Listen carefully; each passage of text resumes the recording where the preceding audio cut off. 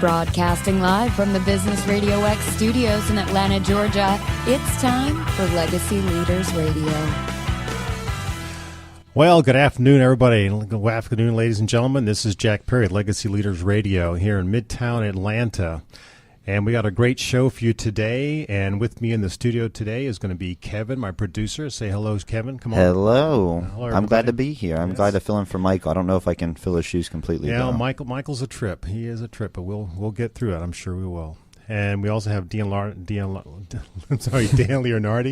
who's the Vice President of Bickel Foods. He will be with us in just a few minutes. I just wanted to let everybody know why I do Legacy Leader Radio and what the purpose of the show is and why it's a weekly event.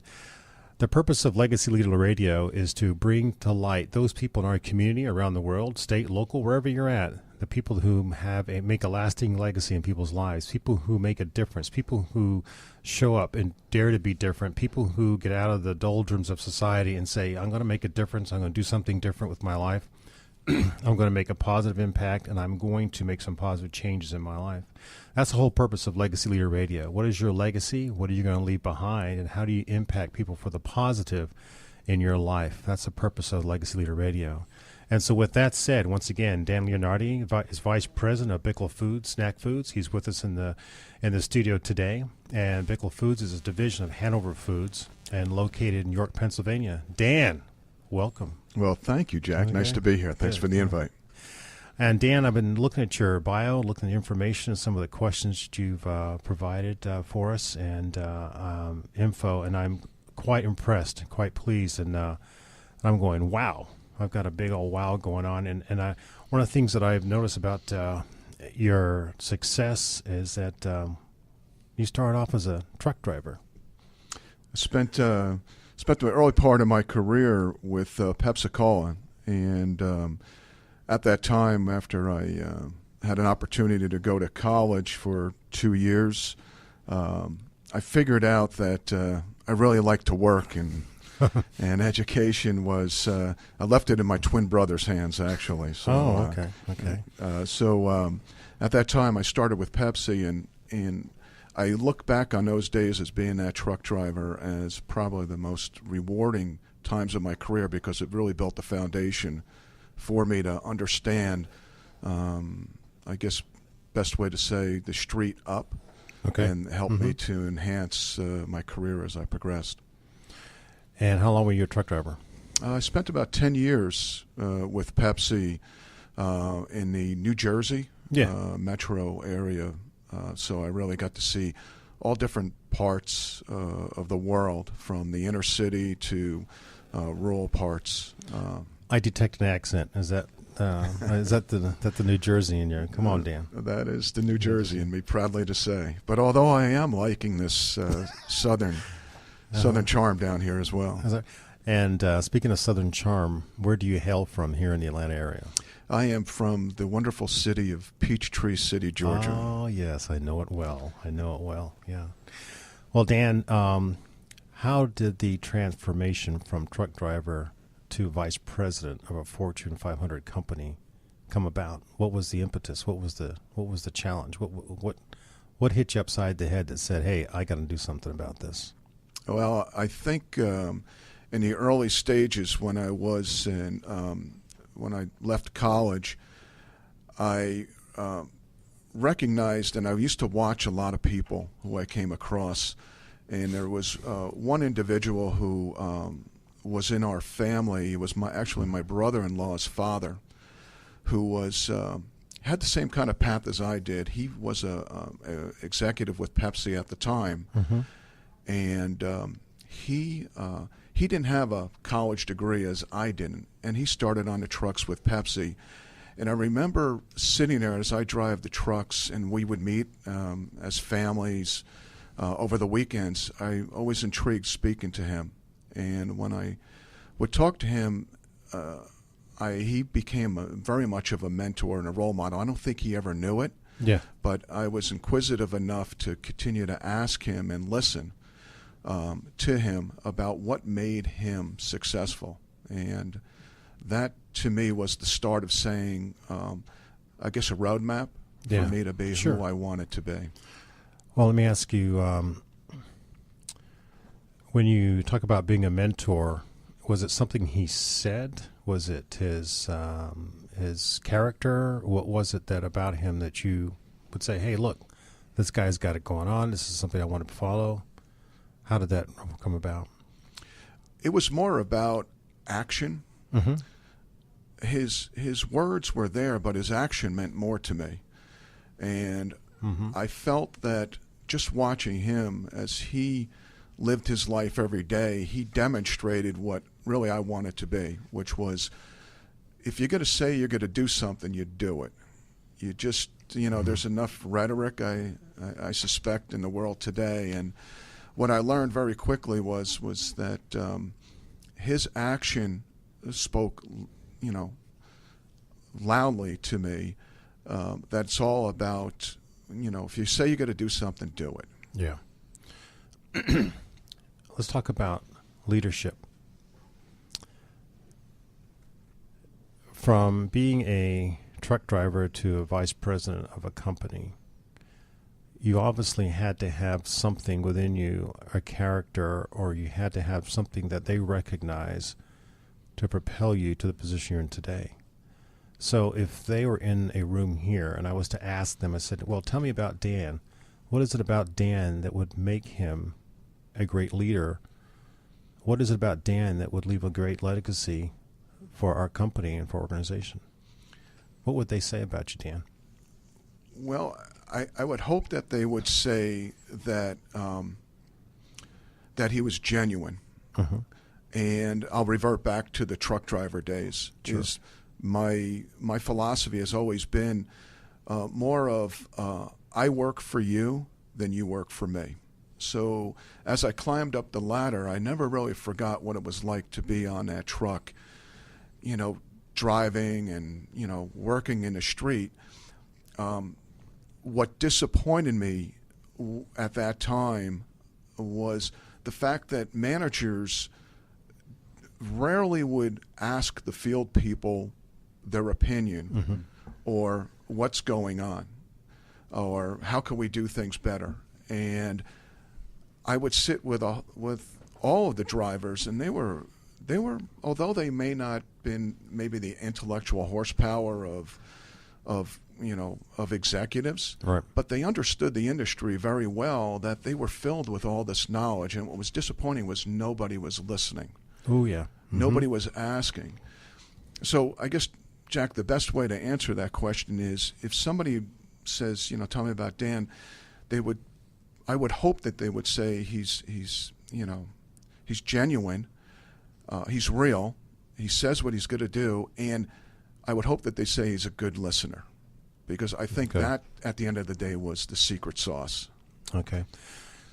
So how important is it, based upon what you said, for leaders, managers, to get down and dirty with the people actually driving the trucks, turning the wrenches, making things happen? How important is it to have that connection with them to understand what's really going on in the team or the organization? Tell me what that is. It's more about feeling secure about yourself as a leader, and understanding that we don't have all the answers. I clearly, throughout my career, say I'm the dumbest guy in the room. And still to this day, I feel that way. And that's why we have people in our organizations, is everybody's got a role. And when I started to figure out management, I figured out that everybody's different, everybody's unique, and that's a great thing. That was one of the hardest things to accept, but when I cracked the code on that and you figured everybody was different, I had the answers, especially in management, because everybody in that room saw it from a different vantage point. Right. And when you're building a team, I found it to be an exceptional art of finding people who are good in all different areas. So what's wrong with surrounding yourself with people who look and act and think just like you then? Come on, what's wrong with that? Why can't I just go out and hire everybody that looks and acts just like me in a team and organization? Because as far as I'm concerned, I know what's going on and you don't. So since I know what's going on, I'll just hire people just like me. Just clone yourself. Yeah. Why don't we just do that? So what's the advantages of doing that or not? Intuitively, You know where I'm going with this, right? Yeah. Dan? Okay, come on. I do. Talk to me, buddy. It intuitively, it makes all the sense in the world Mm-hmm. to do that. And I must say, in the early part of my career, every time I interviewed somebody, I wanted somebody who looked like me, acted like me, talked like me. Until there was a time where I took on a big role, and the place was not operating the way it should. It was operating actually pretty badly. And when I got this particular assignment, to give you an example, it was go down there and fix this because we have people issues. Okay.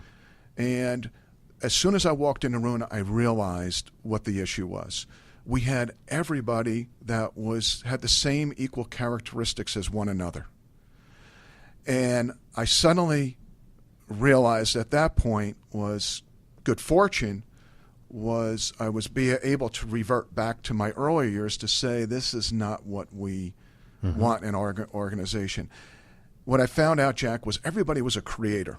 So when I sit in a conference room with a bunch of high-level managers, I went around the room and allowed everybody to speak and talk and listen to them. And what I gathered was everybody was a creator. And what I mean by that was throw it up against the wall, see if the spaghetti sticks. We have great ideas, and they were really creative. The problem was, we had no executors. Oh, okay. So we had all these folks that came up with the ideas, but once they figured out that they came up with the idea, the meeting was over, let's go to dinner and cheer our successes. And I was still sitting in the room going, that's only a tenth of where we need to be.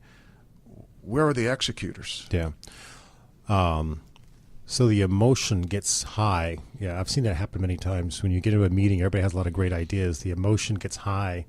And then as soon as the doors open, everybody leaves and doors close. You just kind of lose that momentum, and all of a sudden, where did it go? Where did it go? Why aren't we getting this done? So let me ask you, what are the characteristics of a great leader then?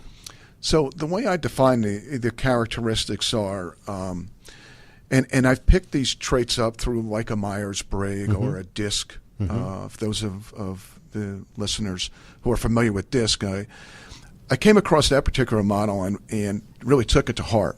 And there was the characteristics of creator, advancer, refiner, executor. Right. And there was a quadrant that I learned in my earlier years, but I never really applied it until I started to progress my career forward. And when I got to that creator, refiner, and executor piece of the model, that was an aha moment for me. And that helped me to understand people, that I connected the listening skills that I learned very early from my mentor. Yeah. And the art of characteristics. When I combined those two, it was simple. The answer was right in front of me. All I needed to do was get the right people in the right place. And what that meant, Jack, was not fire everybody on the team. Everybody was sitting in that room was talented. It was actually, it made me realize that we had people in the wrong position. And in management today, it's easy. It's very easy for managers just to continue to, progress forward and just continue to do what we're doing. It's actually pretty hard to start moving people around. It takes work. Yeah. But the rewards were significant, that once I moved these folks around and put them in positions to win, they not only did the business succeed, they succeeded. That's the bottom line. That's getting to the heart of the person. Yeah, you mentioned DISC, and I wrote that down here in the studio. And the DISC, the Myers-Briggs, energy leadership assessments, and all kinds of really cool tools that are out there that companies bring in to do assessments. What I've found in my experience, my professional experience and personal experience, is that once you had defined the person and you label them a certain personality or a certain way on the disc or MMPI or whatever or the Myers-Briggs or whatever you're going to use, and all of a sudden you've got this classification of a person. Now, what the heck are you going to do with the person after that? Because you may realize the person, either one, doesn't need to be in that job, you got the wrong person in the job, or that the person can be best utilized across the hall someplace else. So how do you it's a quandary to me what you do. Okay, so somebody comes in, does an assessment, evaluates everybody, and gives them a label. So what on earth do you do with the label after that? That would be the tough part to me, to be the challenge. Well, for me, it was not so much a challenge as it was more of the development piece. Mm-hmm. So to me, it was the challenge of just like I would be a coach. Okay. So the analogy or the example to use was I was a wrestler in high school and in college. And for me, it was all about a team sport, but also an individual sport. Yeah, very much so. So for me, it was more of being a coach, and what was my responsibility, no different than my high school coach, to develop in me to be the best. He obviously labeled me as something in the beginning, but as I worked hard to change, so in the business world, if you keep doing the same thing, then you'll be labeled that. But in the business world, we want to put people into situations that they can excel at in the beginning, and it's their responsibility to develop. But it's my responsibility to be that coach. And I know in the business world, we throw those terms around, and we use it very loosely. And for me, I take it seriously. And maybe it was the wrestling days, and maybe I was influenced by Coach Burkaw, who taught me, who showed me and instilled me that you can develop to whatever you want to be. And that's the kind of approach I like to take in my business as a business manager. Okay. Is I work for you. Not only do I work for you to get you the tools that you need, but my responsibility is to develop you to the best that you want to be. So how do you think business in America or even around the world would look if people took on that mantra as a supervisor, as a leader? I'm not here to make I'm here to make money, to be successful, but really as a leader, I'm here to support you. How do you think businesses would look then? Well, I don't profess to know everything, and I think it boils down to style. It's a kind of a Coach K, Bobby Knight type of analogy. Yeah. Coach K, the coach at Duke, he's extremely successful. He is the most successful basketball coach in the land.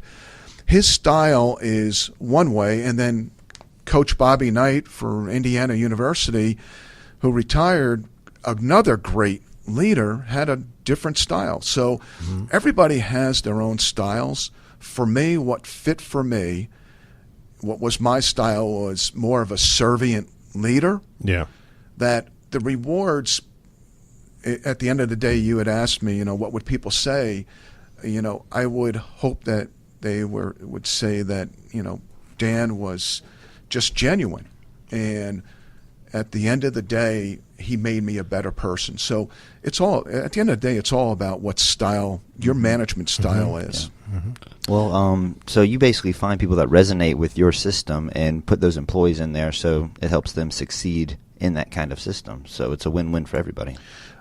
Kevin, I don't know if it's as much as I go out and search for them. I've had.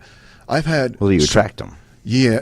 Well, they've gotten attracted to this sense of maybe this is something different that we haven't seen. So, excellent point. I've had individuals that were in our system, in our organization, that resisted change. Oh yeah. And Kevin, to your point, is over time, when it was all said and done, and I may have moved on to a new position, new role, they would come up to me and inevitably say, thank you. I hated you when we first started because you were forcing me to do things that I wasn't comfortable with. Yeah. And at the end of the day, you helped me to see it a different way. Yeah. Well, let's shift gears here real quick. I want to talk about character.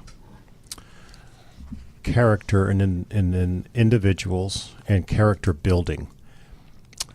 How important is it for us as adults and as leaders to build character in the kids coming up today that are going to be coming into not the old industrial way of doing business anymore, but today we're in a knowledge-based society. You've got to be savvy about the social media. You've got to be savvy about the internet. You've got to be savvy about how to do research. You've got to be savvy about how to go find things. You got to be savvy about how to get things done and do your job with a sense of purpose and character. So how would you define that? How would you look at that, the character, and with the kids coming up today? How important would that be? It's certainly a different dynamic today than, it seems like every decade we go through a different, a different phase, a new way to approach work. But one thing that's remained constant is that word character. And that's one of the things that you can't buy. So your integrity, I'll classify it with character, is vital. You say, especially, I'm glad I don't live in the environment of social media when I first started, because I think that makes it extremely tempting to do things that are perhaps outside of the box, if you will. And with all the temptations that are around, the one common theme that you have to keep in your mind, if I was speaking to a university, college students, or high school, it is your responsibility at the end of the day. You are the owner. You are the CEO of your life. Oh, yeah. There's no one else that can impact the variables that go on in one's life than you. It's that responsibility. It's not that someone gave me something and said, here you go, and the world just doesn't operate that way. All you have to do is look at Wall Street, or look at businesses, or look at what happened in this economic meltdown, and how many unfortunate people are out of work or lost their jobs, who had to fight their way back. Those are really talented people, and at the end of the day, it's their character that was probably going to get them back into the world, along with their knowledge and industry knowledge. It's a very powerful statement, and all that. So I just caution, as I would my two sons or anybody that would listen to me, especially at these tender ages of that high school and college. You're trying to find yourself. The one big, bold font print I would put out there is responsible. Be responsible. Think ahead. Don't think about the moment, but think about capturing, what do you want to be at the end of the day? We talk about 5-year plans, and it sounds like a cliche, but actually, whoever came up with that concept was brilliant, at least in my mind. But character is... It's the foundation of who we are, who you are. If you're in a room full of teenagers, high school kids, and you wanted to define character, how would you do that? I would think it would be walk the walk. Okay. Walk to walk every day. No different than, my mentor, Mr. Maloney, from the days of when I was 19 years old, 20 years old, watching him. He walked the walk. And I guess being a really good listener at the end of the day, what I found, Jack, early enough in my career, and again, I don't profess to know everything, but I guess a tidbit was the power of listening was valuable to me, because it was one, it was free. I didn't have to I didn't have to pay anybody any money to get that. All I had to do was listen. And I remember early in my career when I got off the trucks with Pepsi, I was kind of known as Double Negative Dan. And I'm from New Jersey. And well, clarify that, Double Negative Dan. So, ain't no way. So, gotcha. So you were a victim. Oh, okay. So I'm this young manager who would get up in front of the rank and file and make a speech like, ain't no way we can continue to go down this path. We got to drive volume and get on my soapbox.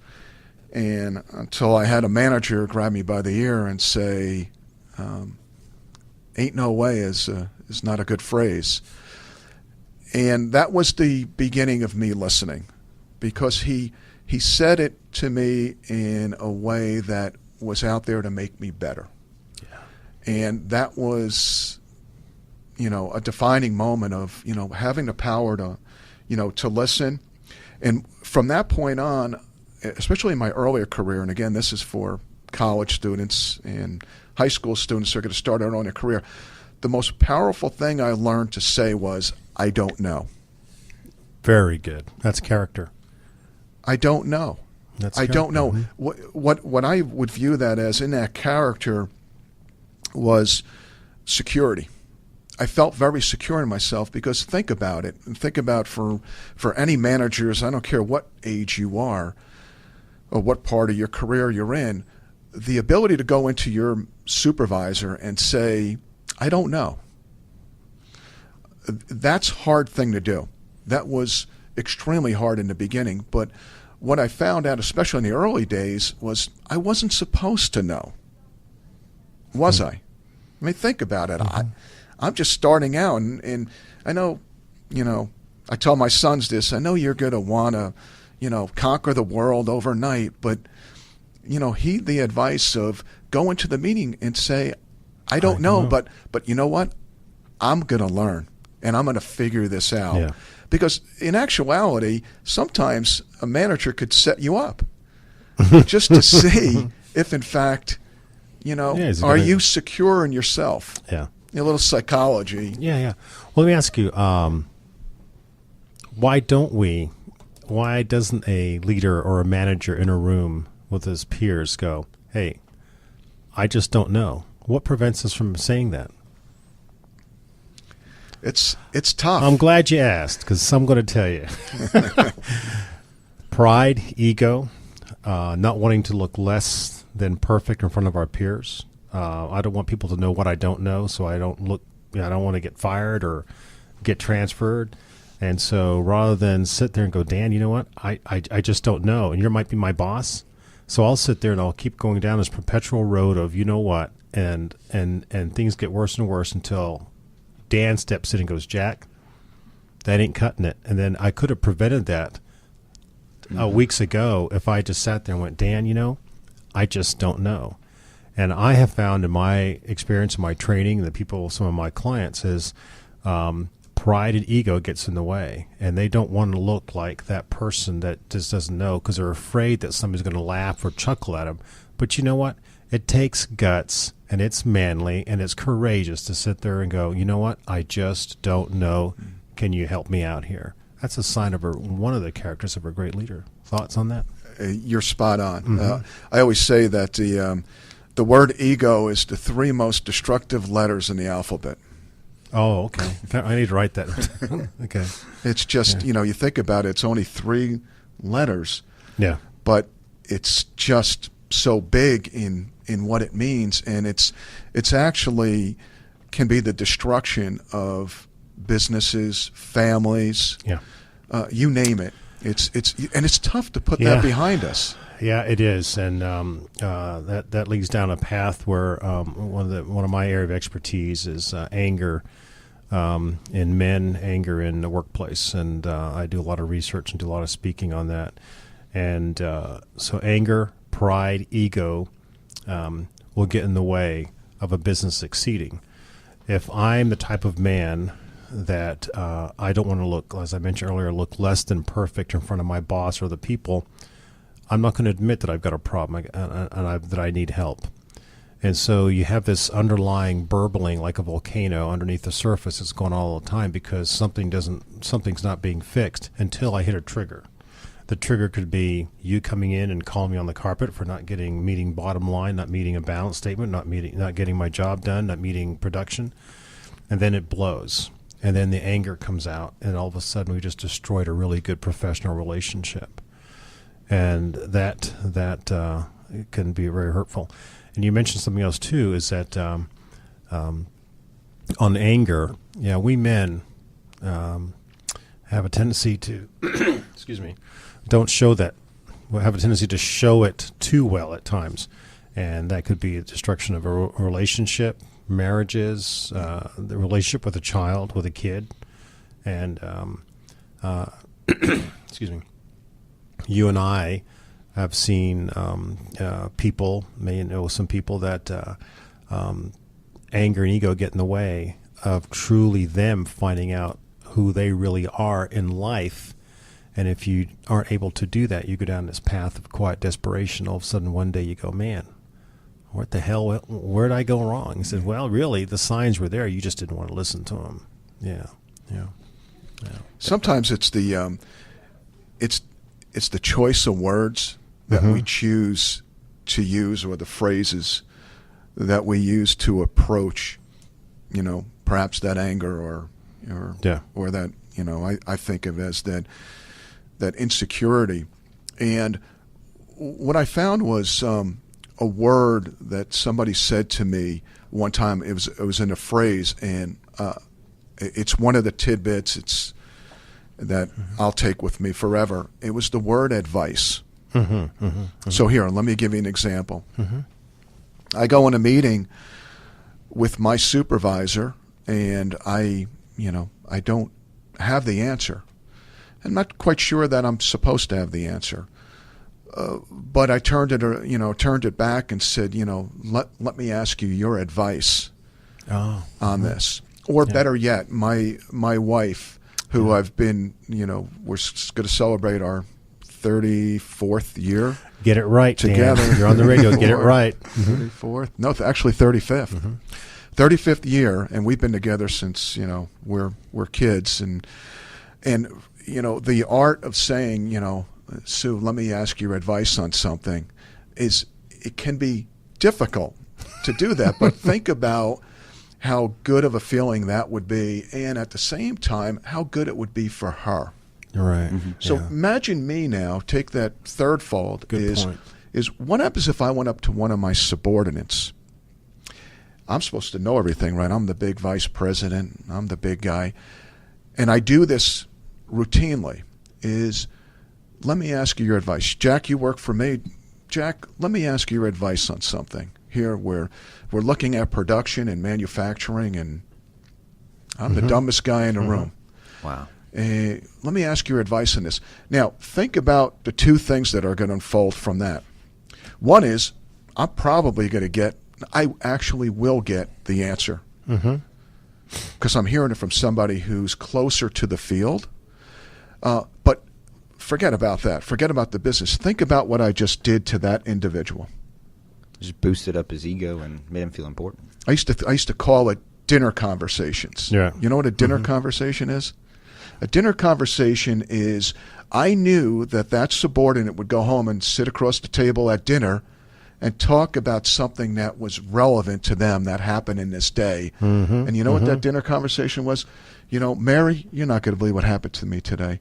My boss, Dan, came up to me and asked me my advice on something. Now, let's go reflect on our lives. How many times in our lives has your supervisor ever said, hey, let me ask your advice on something? It has happened to me, and and also there have been times when I wish they had asked me for my advice.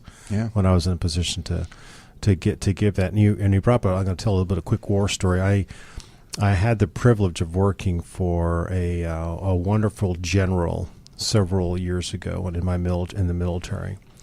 And I was with the general. We were out driving around in Fort Hood, Texas, and on a field exercise. And as you know, Fort Hood, Texas is the largest NATO training base in the world, right in the middle of Texas.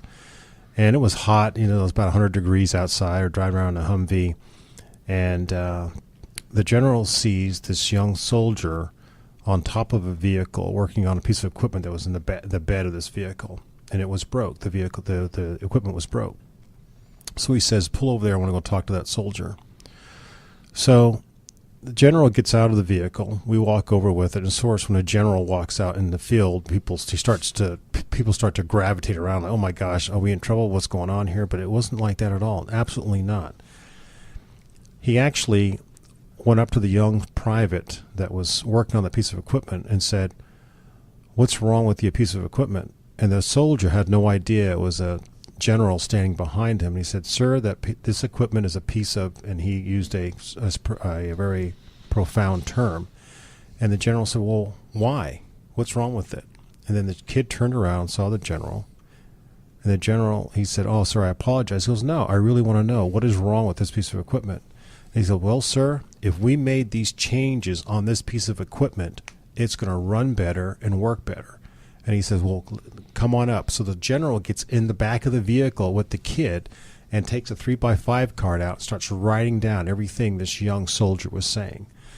The soldier ended up getting an award for an equipment improvement plan that the military has for people that provide information to help improve equipment. And the general got back, grabbed all his senior warrant officers and his tech experts and said, we're going to improve this piece of equipment based on what this soldier said. Now, if he had not taken the time just to get out of his vehicle and go over and ask a subordinate, a private, and said, tell me what's wrong with this and how can we improve it, it would never have gotten it done. May not have gotten it done maybe a long time on down the road.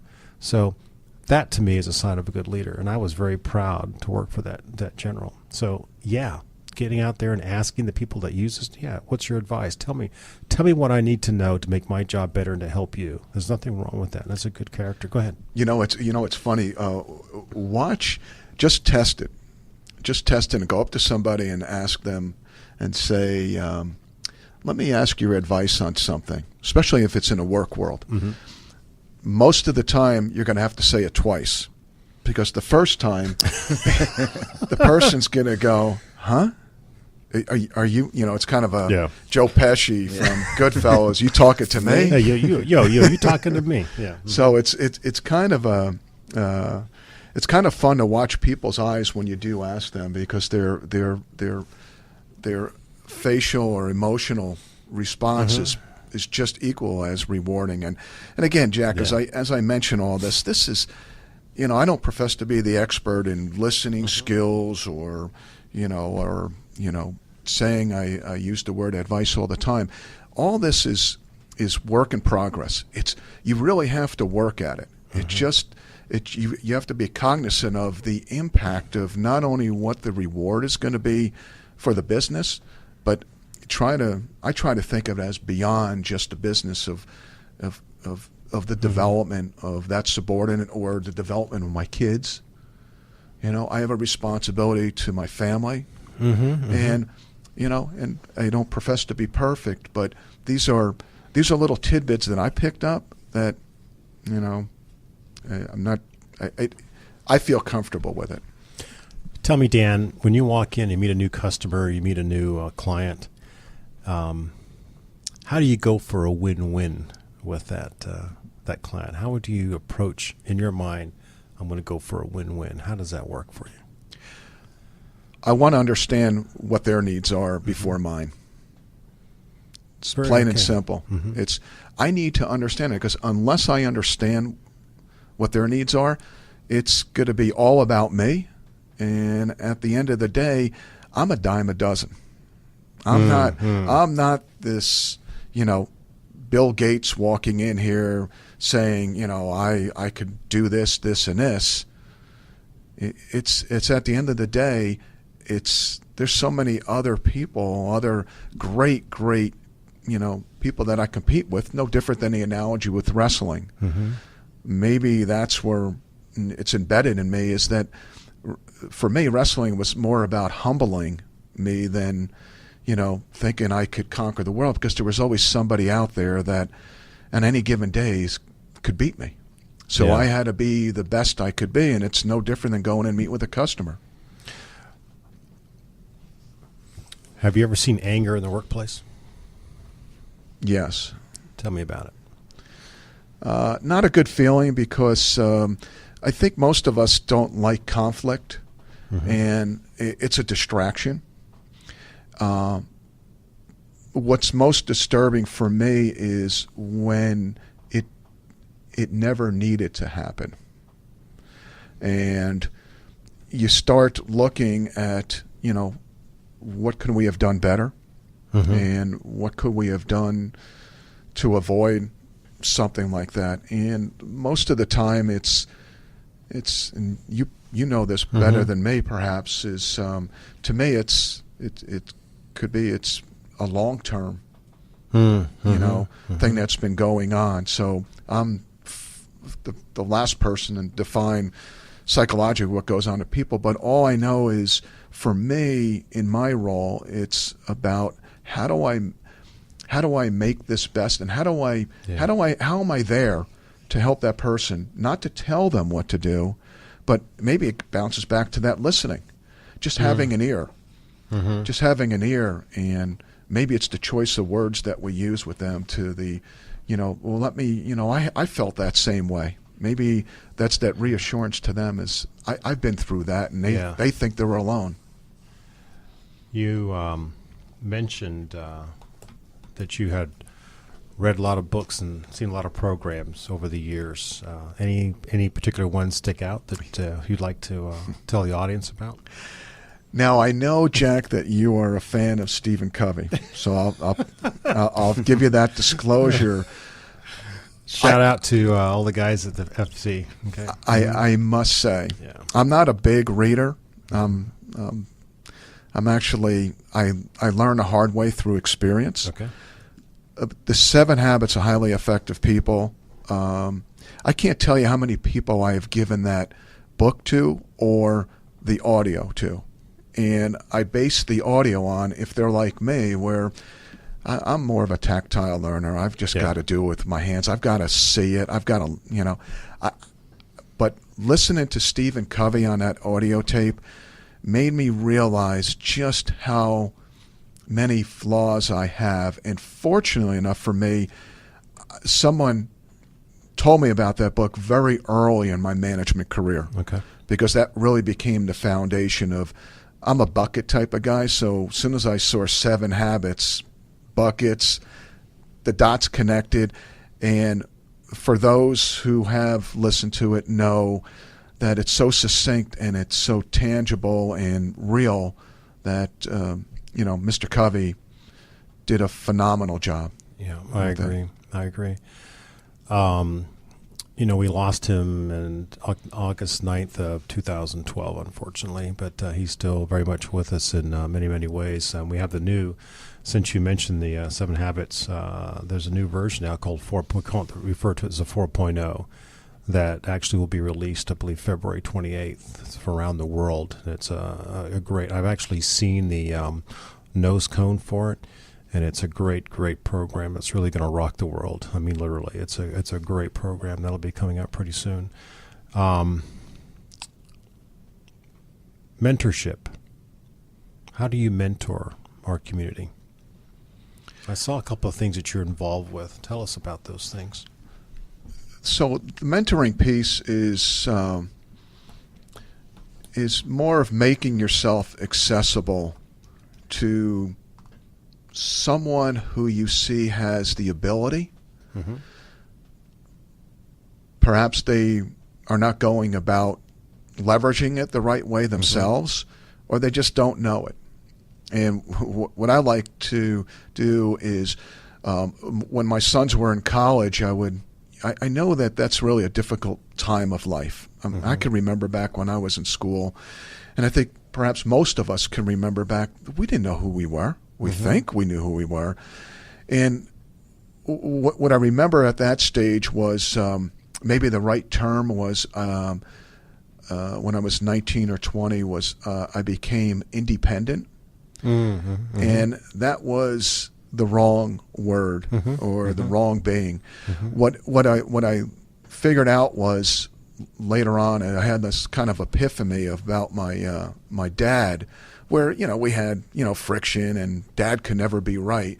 But I remember it was I was around 20 years old, and I was in college, and I was in a speech class, and I had to get up and give a speech about something.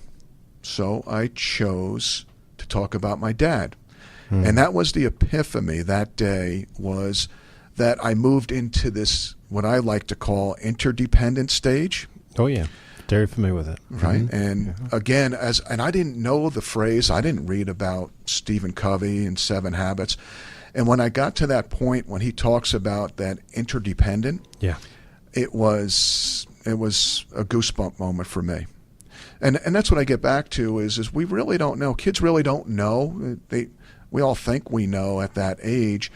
And we go from this dependent stage when we're young and we're, babies, to perhaps when we're 13 or 14. Then we move into this stage of independency, where my sons went through that stage of independency. And then you move on to this wonderful, and that's what I tell parents, or, when I see parents that are, have children younger than mine, and they say, how did you deal with it? It's all about the stock that we've developed, about who we are as a parent, being that father, being there, being that mother, all working as a team.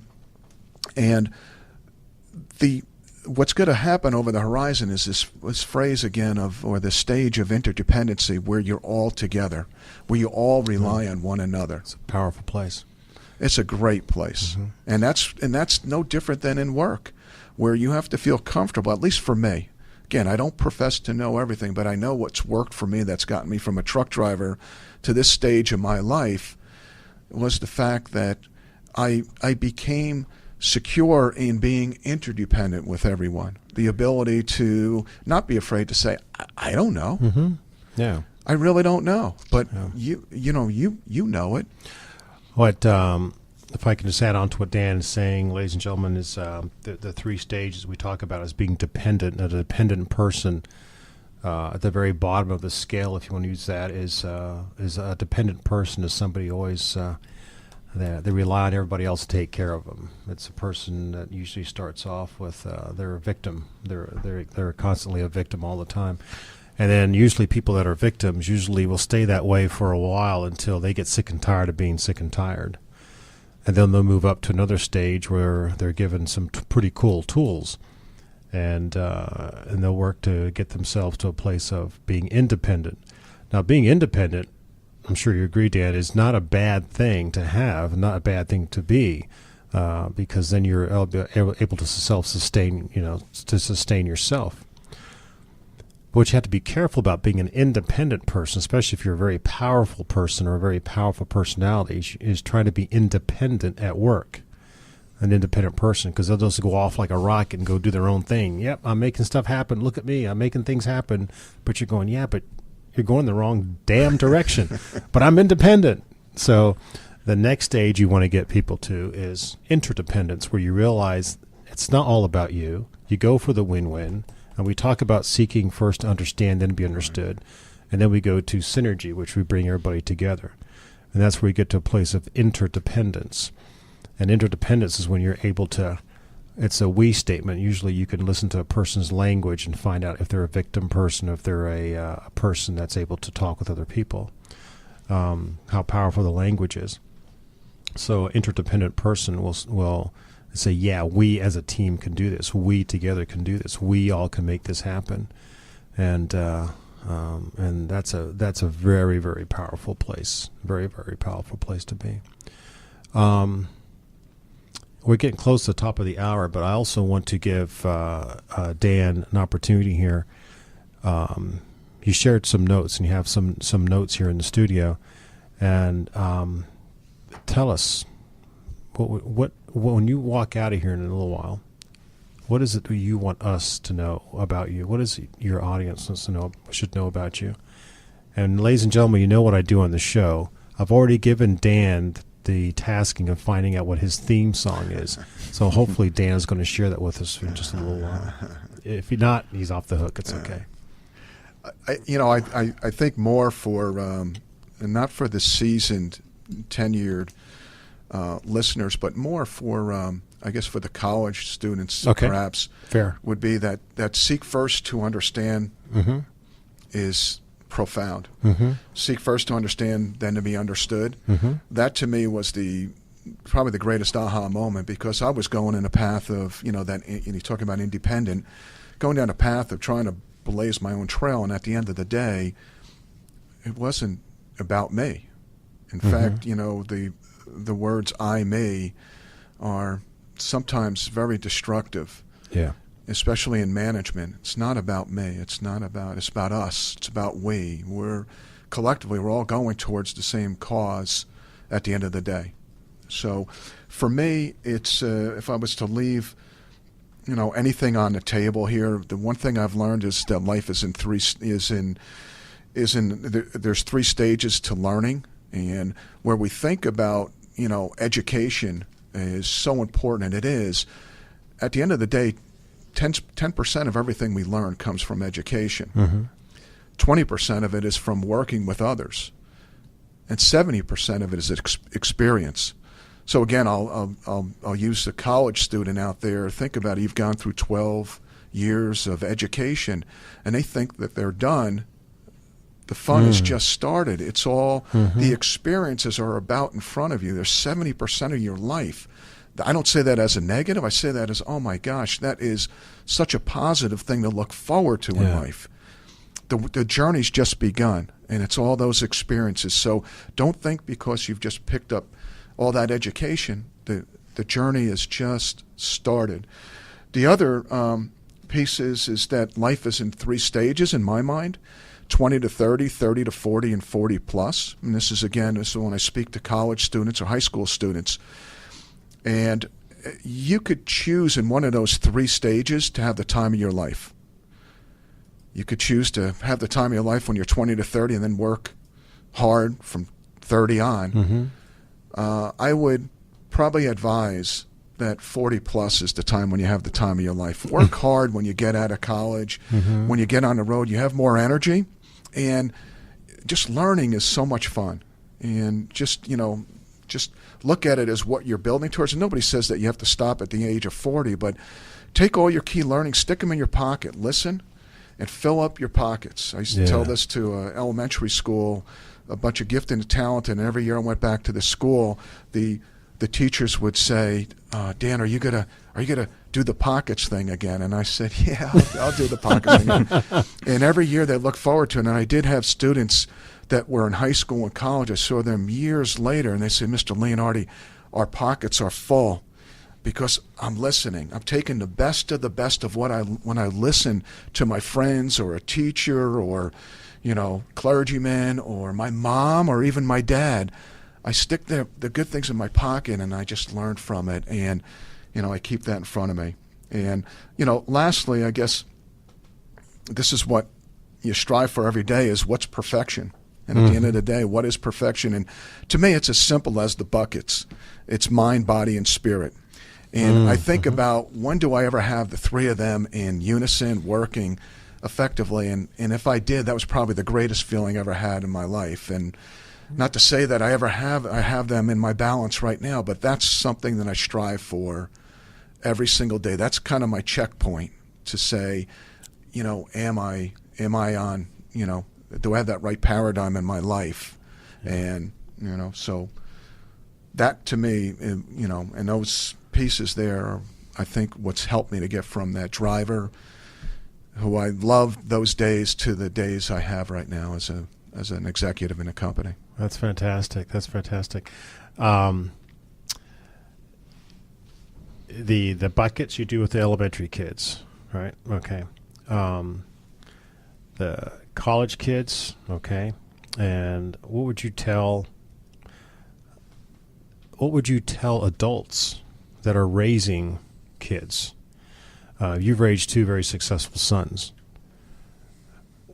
What would you want to impart or tell parents that are having those challenges with their kids, what would you want to tell a parent or give insight to a parent that can't get there, doesn't know how to get there, what you've learned?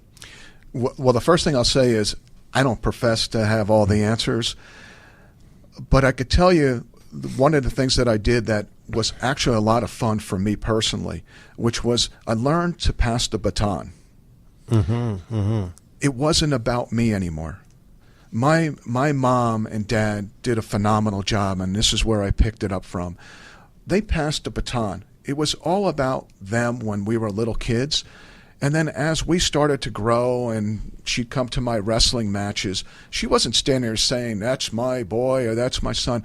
It was more about, that's my kids and I'm proud of them and it's their life. And the baton was passed that I was the center point at that stage of my life. And what I suddenly realized from the gift that my parents gave me was the baton was passed that it's not about me anymore. My kids at that stage of their life and in college, it was all about them. And I never forgot that. So the baton's passed, so pass the baton.